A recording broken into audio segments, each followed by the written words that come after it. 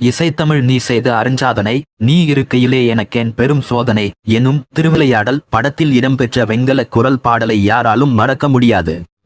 இந்த பாடலை பாடி சினிமா ரசிகர்களின் மனதில் நீங்கா இடம் பிடித்தவர் டி.ஆர். மகாலிங்கம். தென்கரை ராமகிருஷ்ணன் மகாலிங்கம் எனும் அவரின் முழு பெயரே டி.ஆர். மகாலிங்கம் என திரைத்துறையில் பிரபலமாகியது.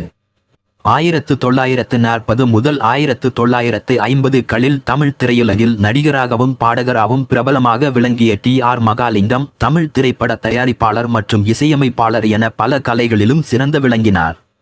உச்சத்தொனியில் பாடும் திறமை பெற்ற இவர் நடித்த காதல் மற்றும் பக்தி பாடல்கள் இவருக்கு நல்ல பெயரை பெற்று தந்தன. செந்தமிழ் தேன்மொழியால், நிலாவென சிரிக்கும் மலர் கொடியால், ஆடை கட்டி வந்த நிலவோ போன்ற இவரது காதல் பாடல்கள் காலத்தால் அழியாதவை. மதுரை மாவட்டம் சோழவந்தானை அடுத்துள்ள தென்கரை என்ற ஊரில் பிறந்தவர் மகாலிங்கம். 5 வயதிலேயே மேடையேறி நாடகங்களில் நடிக்கவும் பாடவும் செய்தார். சோழவந்தான் அருகே இருந்த செல்லூர் சேஷ ஐயங்கார் மிருதங்கமும் பாட்டும் மகாலிங்கத்துக்கு சொல்லிக் கொடுத்தார். அவரது குழுவுடன் மடங்களிலும் கோயில்களிலும் பஜனை பாடும் வாய்ப்பு மகாலிங்கத்திற்கு கிடைத்தது. பிரபல பாடகர் எஸ்.ஜி. கிருஷ்ணன் அவரது நெருங்கிய நண்பர். அந்த காலத்தில் ஒலி பெருக்கிகள் அதிகம் இல்லாததால் பாடகர்கள் மிகவும் சத்தமாக பாட வேண்டியது அவசியமாய் இருந்தது. அதனால் அந்த காலத்து பாடகர்கள் S G. Kittappa, Mahalingam, S G. Krishnan, MK. Thyagaraja Bhagavathar மற்றும் பி.எம். சௌந்தரராஜன் வரை தங்கள் குரலை அதற்கு தகுந்தவாறு பக்குவப்படுத்திக் கொள்ள வேண்டியிருந்தது. அக்காலத்தில் பாய்ஸ் நாடக கம்பெனியில் எஸ்.ஜி. கிட்டப்பாவின் வாரிசு என புகழடைந்திருந்த மகாலிங்கத்துக்கு 13 வயதிலேயே திரைப்படத்தில் நடிக்கும் வாய்ப்பு கிடைத்தது. 12வது வயதில் மகாலிங்கம் ஒரு நாடகத்தில் நடித்தபோது அவரது பாடலை கேட்ட பிரகதி பிக்சர்ஸ் நிறுவனத்தின் நந்தகுமார் படத்தில் இவரை குறும்பு நிறைந்த கண்ணனாக அறிமுகப்படுத்தினார்.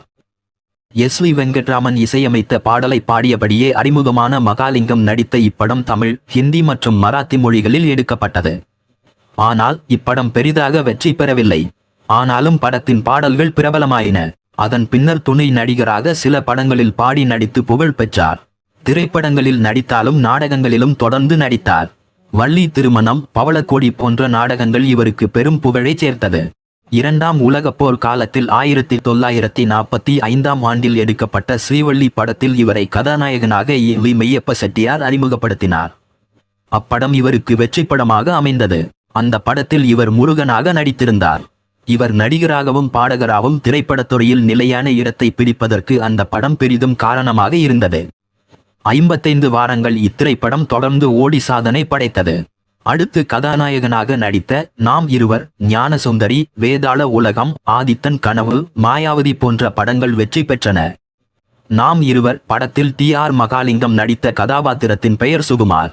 இதனால் தனது மகனுக்கு சுகுமார் என அவர் பெயர் வைத்தார். தனது 23 வயதிலேயே அக்காலத்தில் 1 லட்சம் ரூபாய் சம்பளம் வாங்கினார் டி.ஆர். மகாலிங்கம். இவரது பாடல்களுக்கு மக்களிடையே மிகுந்த வரவேற்பு இருந்ததால் அவரை மற்ற நடிகர்களுக்கும் பின்னணி பாடுமாறு கோரினார்கள். ஆனால் அவர், நான் எனது கதாபாத்திரங்களுக்கு மட்டும்தான் பாடுவேன், வேறு யாருக்கும் பின்னணி பாட மாட்டேன் என மறுத்துவிட்டார். கடைசி வரை இந்த கொள்கையில் உறுதியாகவும் இருந்தார். பிறகு தானே சொந்தமாக படங்களை தயாரிக்க முடிவு செய்து சுகுமாரன் புரோடக்ஷன்ஸ் என்ற தயாரிப்பு நிறுவனத்தை தொடங்கி மச்சரேகை என்ற படத்தை தயாரித்தார். அது சுமாராக ஓடியது.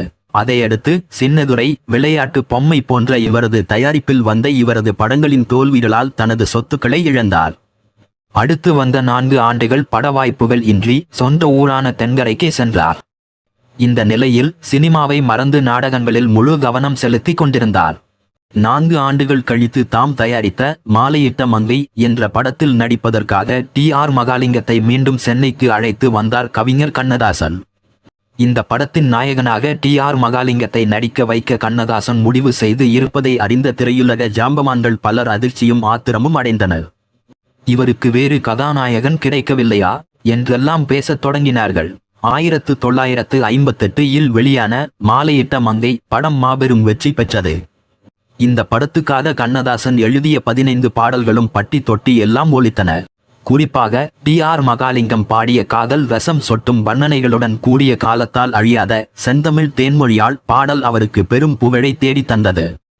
மேலும் அவர் பாடிய எங்கள் திராவிட பொன்னாடே என்ற பாடல் தமிழக அரசியலில் பெரும் புரட்சியை ஏற்படுத்தியது. இந்த படத்தின் வெற்றியால் மகிழ்ச்சி அடைந்த கண்ணதாசன் டி.ஆர். மகாலிங்கத்துக்கு புத்தம் புது கார் ஒன்றை பரிசாக அளித்தார். அதன் பிறகு மகாலிங்கத்தின் 2வது இன்னிங்ஸ் தொடங்கியது. அடுத்தடுத்து வாய்ப்புகள் வரத் தொடங்கின. இதனால் அவரது திரையுலக வாழ்க்கை மீண்டும் ஏறுமுகத்தை நோக்கி சென்றது. நடிக்கவும் பாடவும் வந்த வாய்ப்புகளை மட்டுமே ஏற்றுக்கொண்டு நடித்த டி.ஆர். மகாலிங்கம் தனியாக பாடிய பாடல்கள் மட்டுமின்றி அவரது டூயட் பாடல்களும் அவருக்கு நல்ல பெயர் வாங்கி தந்தன. திருவிளையாடல் படத்தில் டி.ஆர். மகாலிங்கம் நாடகங்களில் நடித்து கொண்டே இடையிடையே பாடவும் நடிக்கும் வந்த வாய்ப்புகளை மட்டும் ஏற்றுக்கொண்டார். அப்படி அவர் நடித்த படங்களில் திருவிளையாடல், அகஸ்தியர், திருநீலகண்டர், ராஜராஜ சோழன் போன்றவை அவருக்கு நல்ல பெயரை பெற்று தந்தன. 40க்கும் மேற்பட்ட படங்களில் நடித்துள்ள டி.ஆர். மகாலிங்கத்தின் கடைசி படம் ஸ்ரீ கிருஷ்ண லீலா. இந்த படம் 1977இல் வெளியானது. டி.ஆர். மகாலிங்கம் 1978ஆம் ஆண்டு ஏப்ரல் 21ஆம் தேதி தனது 54வது வயதில் மறைந்தார். டி.ஆர். மகாலிங்கம் மறைந்தாலும் அவர் தனது கண்ணீர் குரலால் இன்னும் நம்மிடையே வாழ்ந்து கொண்டிருக்கிறார். அவரது பாடல்கள் தமிழகத்தின் ஏதாவது ஒரு மூலையில் ஒலித்து கொண்டேதான் இருக்கின்றன. இசைத்தமிழ் நீ செய்த அருஞ்சாதனை என்ற பாடலை இன்றைய குழந்தைகள் கூட விரும்பித்தானே கேட்கின்றனர். தொலைக்காட்சிகளில் நடைபெறுகின்ற இசை போட்டிகளில் எல்லாம் இன்றும் இந்த பாடலை பாடி பெரும் பாராட்டை பெறும் பாடகர்களும் இருக்கத்தானே செய்கிறார்கள். அவ்வளவு காந்தமான குரலுக்கு சொந்தக்காரர் டி.ஆர். மகாலிங்கம். டி.ஆர். மகாலிங்கம் தமிழ் திரைத்துறைக்கு ஆற்றிய கலைப்பணியை நாமும் நினைவு கூர்வோம். ஆர். ஜெயலட்சுமி. நன்றி. கல்கி இதழ்.